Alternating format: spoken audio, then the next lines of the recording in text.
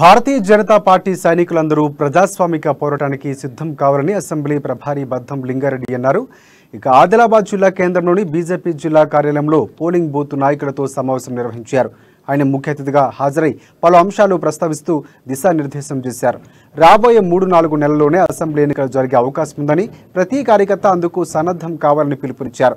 పార్టీని బూత్ స్థాయిలో పటిష్టపరిచేందుకు కృషి చేయాలని అన్నారు. ఈ నెల 7న జాతీయ అధ్యక్షులతో వర్చువల్ సమావేశం ఉంటుందని తెలిపారు. ముఖ్యమైన విషయం జరుగుతుంది.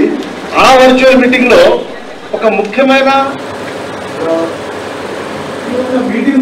మీటింగ్ స్థలానికి తీసుకునే బాధ్యత పెట్టుకోవాలి.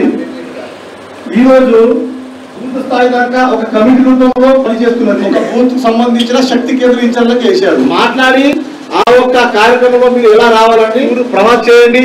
ప్రవాస్ చేసి ఈ యొక్క బూత్ స్థాయికి వెళ్ళి బూత్ కమిటీ సభ్యులందరూ ఎలా ఇక్కడ ముఖ్యమైన విషయం జరుగుతుంది. ఆ వర్చువల్ మీటింగ్ లో ఒక ముఖ్యమైన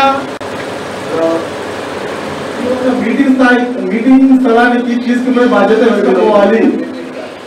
ఈ రోజు